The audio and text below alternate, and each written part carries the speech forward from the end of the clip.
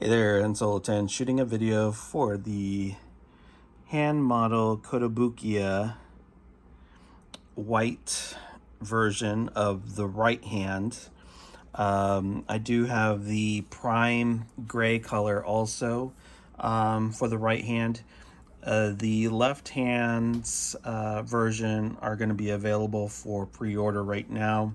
They might be sold out. I believe there's actually a third color. So there's the white, the primer gray, and then the flesh tone. There's really no difference as far as what's included, I believe. But it's just a matter of preference on, if you want both hands, if you need just a single one.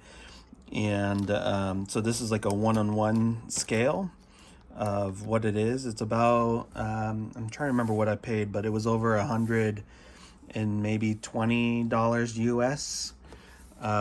Here's the box, very simple box, but really cool. Kind of the chrome finish there, and then it just says white. The other one's exactly the same, and it just says gray. But here's the hand model itself. I guess you can maybe consider this, I don't know if it was as much of a neutral gender or if it's maybe a little bit more on the female end, just because of the fingernails are just a little bit more prominent. Not majorly. I think you can pass it off as a male hand also, if that makes a difference on what you might be looking into. I did take everything out. There was a whole bunch of tape on it, so maybe it's better that I did it before I started the video. But here's the instruction sheet that it comes with. Instructions on the base. It comes with the taller prongs and then the shorter prongs supports. And there's the base. I'll show that in a second. It's a really nice, thick, acrylic, heavy base. The props or the prongs are actually metal. What's great about these instruction sheets is, of course, it's in a different language that I don't speak, but there is just enough information to kind of help guide you to using the model correctly, or at least not to break it with certain movements in English, if that really helps out for some of the instructions of what the actual item can do. So it just gives a little bit of anatomy, I guess designs as far as how the hand itself is set to move around. Yeah, so the wrist is unable to turn right there, right here.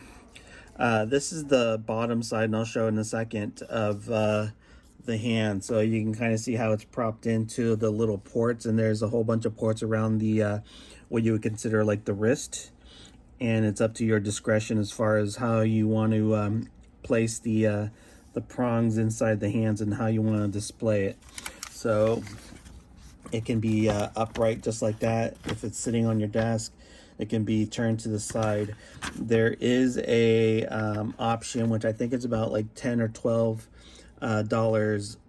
US, of an addition that you can have to add into the wrist, that has a port for using it with like a camera screw, like with the threads and everything like that. So if you wanted something a little bit more dynamic that you would use, say for example, with a stand for your camera, they have the little bottom port for the threads that you can screw universally. They have that available for this too, but that unfortunately is sold out too. But it's just a little prop. I don't know if it's necessary, but I did think about getting it, and I just ended up missing out, so I'll try to find it later on. Anyways, so that's the instruction. It's just a single sheet, and you can kind of see the hand itself, which I'll take out here in a few, and get an idea of maybe like the little cavities that it might have, and reference as far as little hints on how to draw and what to look out for even this portion here, where it'll have a picture of the hand. So if you're using it as a hand model for your art references, that you know, it says just be mindful of the cavity, and that you can use another reference to kind of fill in that space in case that makes it a little bit difficult to have a better image that you're trying to create. So let's put that away. Let's take out the hand. It's just placed in the tray here. Here's the stand itself. It's acrylic and really thick, and it has the 2 ports there, and then these metal props here that just go in and out really easily, and they turn pretty easily there too. And so the hand itself, so there's the ports, and they just kind of go in wherever you feel like you want to try. This is probably going to be just a shorter video, in the sense that I'm not going to be able to do a lot of this stuff other than just kind of give my opinions and kind of play with it single-handedly, because I am holding the camera with my hand. Just my thoughts on it. So it's it might seem like it's kind of on the light side, but it's actually got a little bit of heft to it. It feels pretty good. Everything is relatively tight with how you move it around. So longevity wise, I'm not sure how it's going to hold up. As far as like if I was to maybe have it freestanding, like in a hand position, kind of like that, like a Cousin It, or what was it? The Thing from like Addams Family. I'm not sure if it would hold itself well under the weight of its own design, but I think long-term wise. But you know, that's what the stand is for.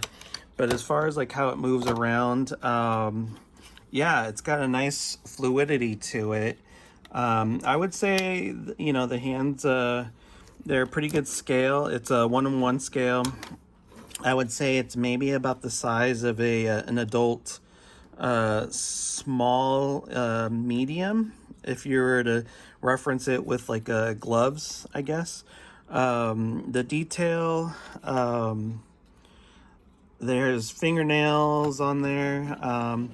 It does go past a certain point of extensions there, so if you want to kind of get that extra flexibility, it does not twist in the joints, and it says that in the instructions, so you can't turn it awkwardly where it doesn't look realistic, you know, but it does move pretty well within each pivot point and stuff like that, and even open and close.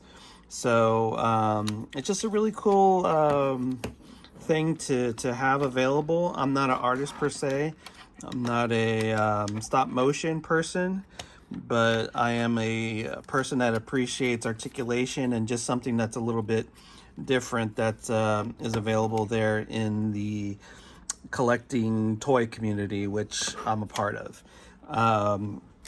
So I brought out my Sticky Bones figure, the white version with the articulated fingers, so that I could maybe take some pictures in a little bit, so that we can kind of show.